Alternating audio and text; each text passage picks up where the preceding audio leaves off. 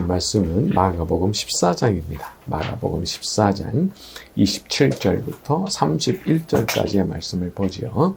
마가복음 14장 27절부터 31절까지의 말씀을 보도록 하겠습니다. 자, 예수께서 이렇게 가죠. 시작. 예수께서 제자들에게 이르시되 너희가 다 나를 버리리라. 이는 기록된 바 내가 목자를 치리니 그러나 내가 사람 후에 너희보다 먼저 갈릴리로 가리라. 베드로가 여짜오되 다 버릴지라도 나는 그리하지 않겠나이다. 예수께서 이르시되 내가 진실로 내게 이르노니 오늘 이 밤 닭이 2번 울기 전에 내가 3번 나를 부인하리라. 베드로가 힘있게 말하되 내가 주와 함께 죽을지언정 주를 부인하지 않겠나이다 하고 모든 제자도 이와 같이 말하니라. 자, 오늘은 성령 충만을 받기 위한 준비에 대해서 좀 다뤄보도록 하겠습니다. 어떤 분이 그렇게 말씀을 하시더라고요. 사탄이 우리를 유혹하는데 사용하는 2가지 원수가 있다는 겁니다. 하나는 세상에 있는 거, 또 하나는 내 안에 있는 거. 자, 세상에 있는 거라 하면 세상에 온갖 이제 알록달록한 것들이라고 볼 수 있죠. 그 본질을 압축해 보면은 머니, 섹스, 파워 이 3가지에 해당하는 겁니다.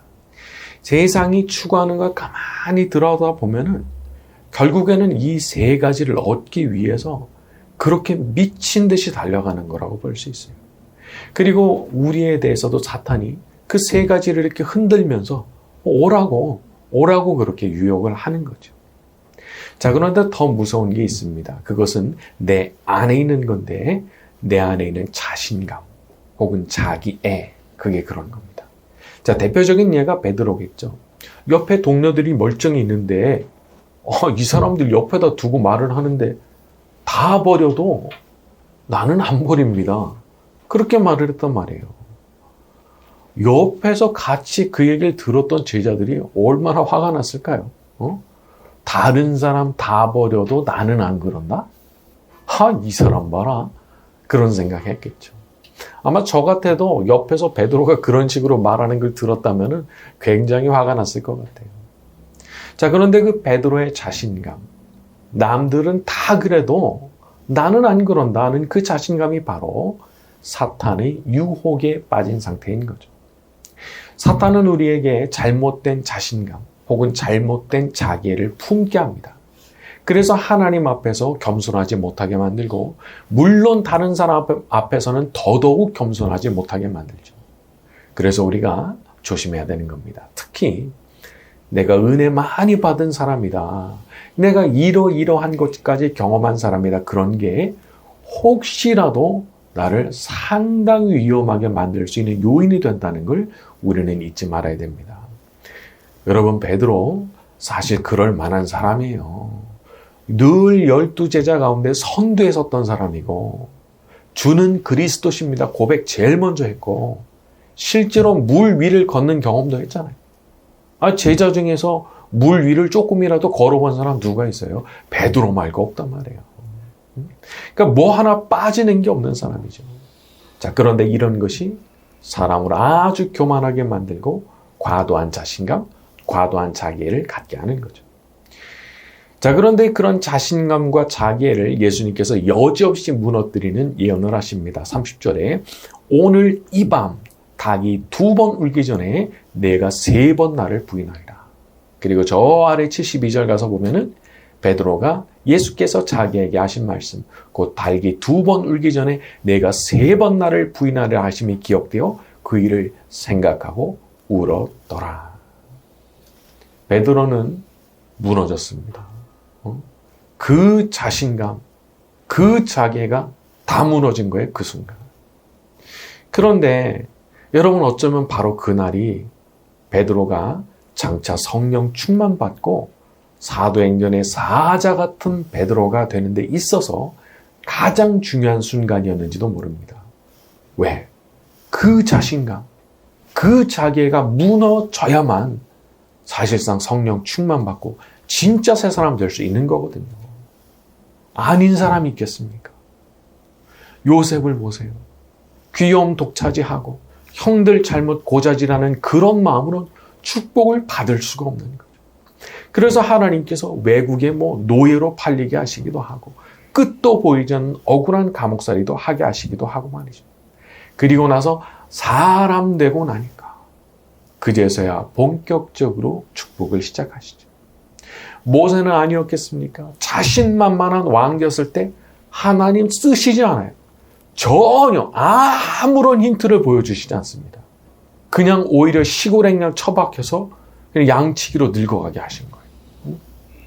그리고 이제는 내가 남은 인생 정리해야 되겠구나. 내 인생은 그냥 이렇게 양치기로 살다가 죽는 게 내 인생의 운명이겠구나. 그렇게 그걸 받아들일 때쯤에 그때 하나님께서 그 사람을 끄집어내셔서 대역사를 맡기시죠. 바로 그런 겁니다. 우리가 성령의 충만을 받는데도 사실 그런 과정이 필요한 게 아닌가 싶어요. 자신만만합니까? 내가 남들보다 못한 거 없다 생각하는 게 있습니까? 이게 안 되는 거예요. 제가 그런 분들한테 성령의 충만함을 주시는 경우를 거의 보지 못했습니다. 그러나 반대로 모든 생각 다 내려놓고 저는 진짜 형편없는 인간입니다. 저를 불쌍히 여기셔서 그냥 땅바닥에 떼굴떼굴 구르는 심정으로 그렇게 기도한 분들, 저는 오히려 그런 분들이 성령의 불을 체험하는 걸 많이 보아왔어요. 그래서 우리가 성령 충만을 받기 위한 준비 단계로서 회개를 언급하는 거죠. 회개. 여러분, 회개가 뭡니까? 아주 쉽게 말하자면 낮은 마음입니다. 낮은 마음. 정말 자기를 낮추고 겸손하게 맨발로 서는 그런 마음. 오순절 사건이 일어나던 그 당시에 베드로, 그때 베드로의 마음이 그런 게 아니었을까요? 예수님을 3번이나 배신했다는 거 소문 다 났을 거 아니에요. 거기서 지켜봤던 사람들이 있었을 거 아니에요. 거기다가 예수님께서 부활하신 뒤에도 자기한테 찾아오셔서 하시는 말씀이, 베드로야, 네가 다른 사람들보다 나를 더 사랑하느냐? 그런 질문까지 하셨어요. 그러니까 이거는 부끄러워서 고개를 들 수가 없는 거예요. 그래서 베드로는 이 당시에 어쩌면 누구보다도 더 낮은 심정으로 은혜와 자비를 구하는 거지의 심정으로 달라붙어서 기도했는지도 모르겠어요. 저 같으면 사실 그랬을 것 같아요. 얼굴을 들 수가 없는 거예요, 얼굴을. 자, 그런데 예수님께서는 그렇게 베드로를 준비시키신 뒤에 성령의 불을 그냥 하늘에서 내려보내신 거죠. 그래서 사람이 과도한 자신감, 과도한 자기애가 무너진 그 과정이 아주 중요한 준비 과정인 거죠. 이게 있어야 성령 충만 받을 준비가 되는 거니까 말이죠. 사실 베드로만 그랬겠습니까? 다른 제자들도 다 세속적 야망이 득실득실했던 사람들이잖아요.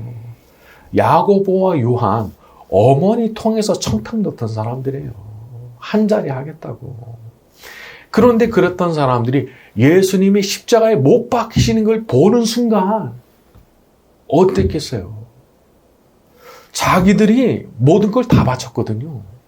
모든 걸 다 버리고 예수님 따랐거든요. 근데 그분이 저기서 죽으시는 거예요. 깡그리 무너지는 거예요. 자기가 인간적으로 가졌던 그런 세속적 야망이라는 게 깡그리 무너지는 겁니다.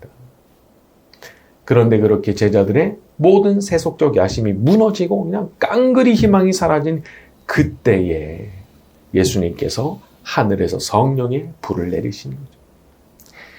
그러니까 우리가 생각해야 되는 겁니다. 뭔가 내가 무너지는 것 같은 그런 경험을 하게 되면 내가 정말 큰 은혜 받을 준비하고 있는 거구나.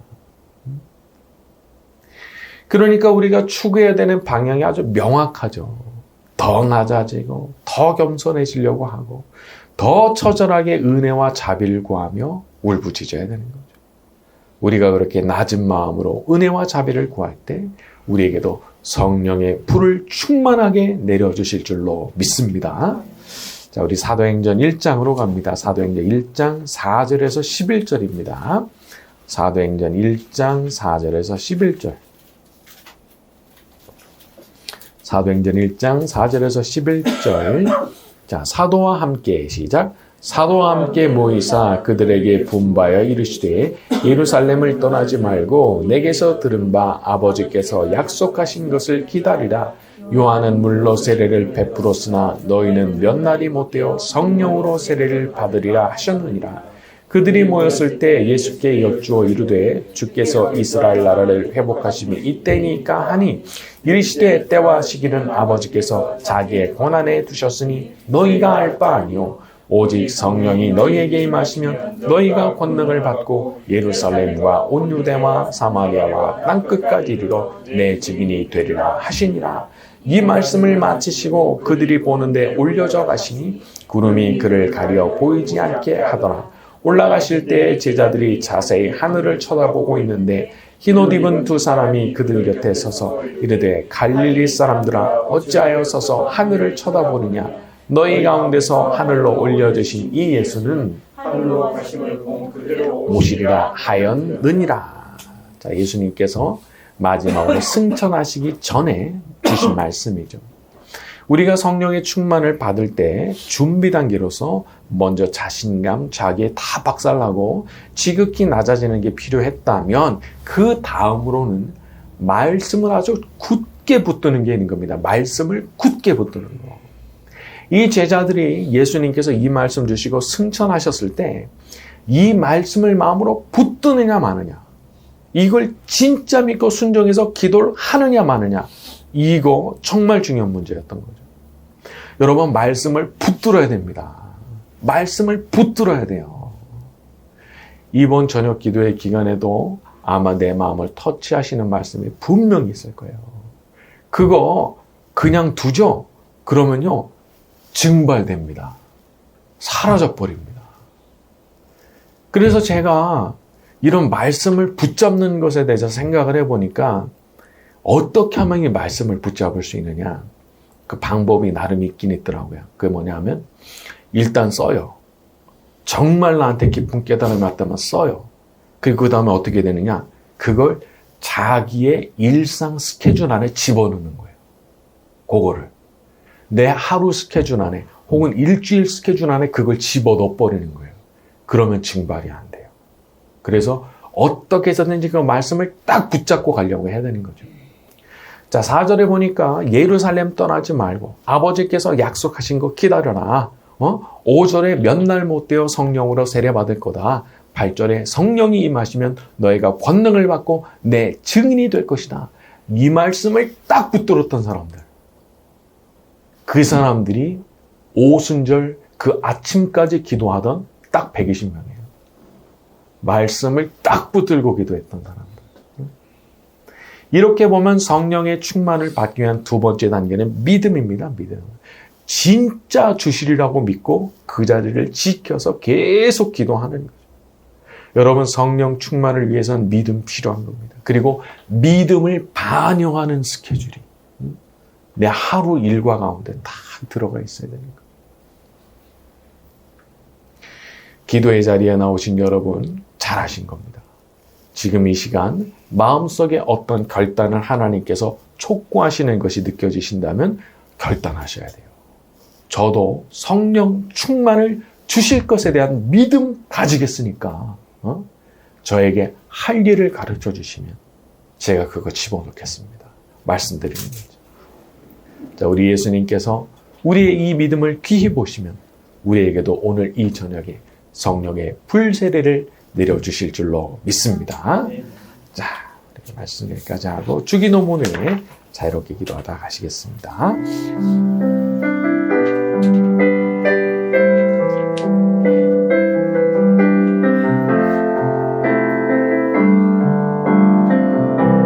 주님의 성령, 주님의 성령, 지금 이곳에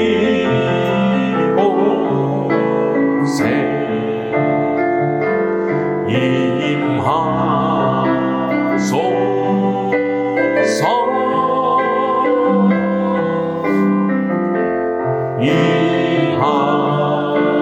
임하소서. 주님의 성령, 주님의 성령,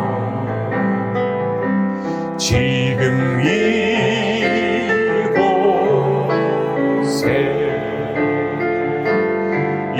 임하소서.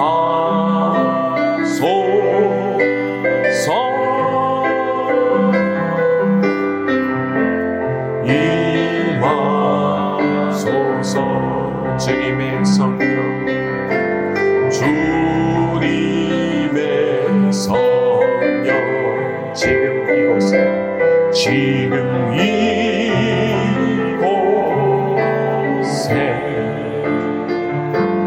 임하소서.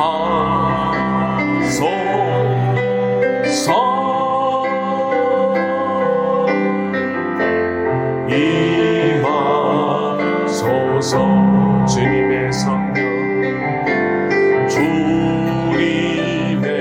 성령, 지금 이곳에, 지금 이곳에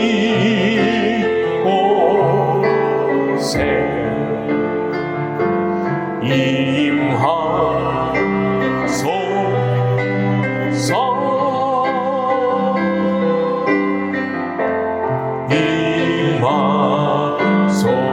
한 번 더 갑니다. 주님의 성령, 주님의 성령, 지금 이곳에, 지금 이곳에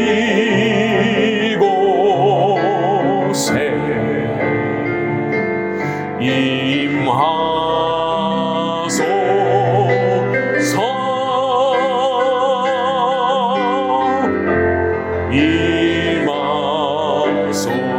할렐루야, 할렐루야,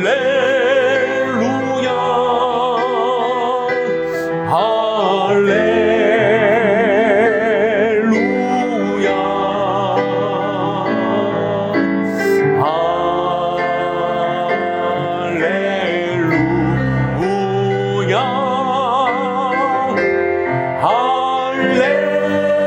할렐루야. 주님의 성령, 주님의 성령, 지금 이곳에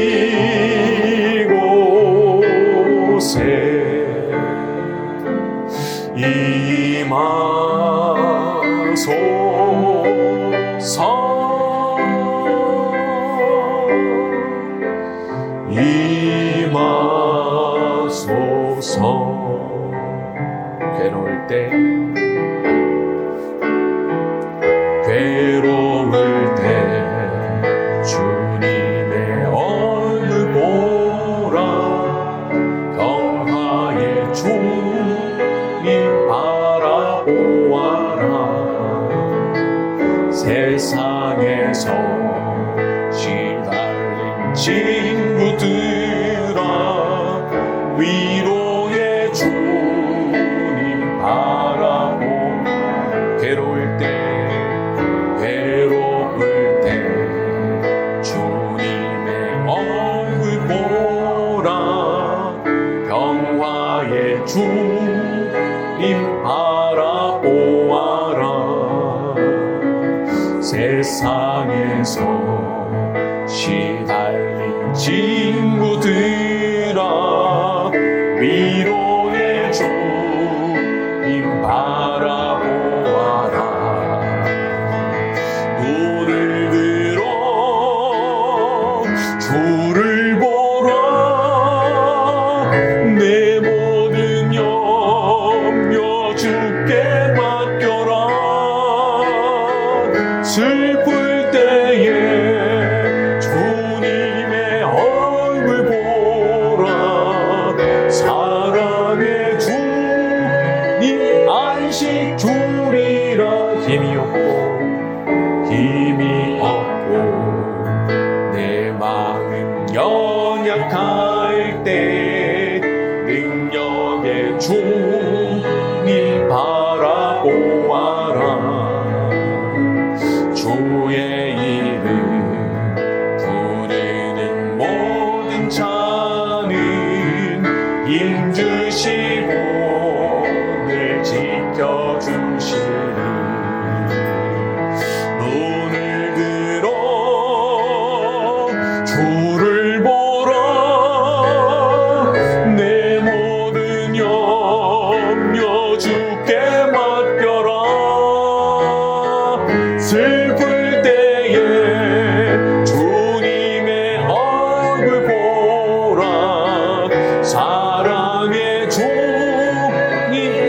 2절 다시 갑니다. 힘이 없고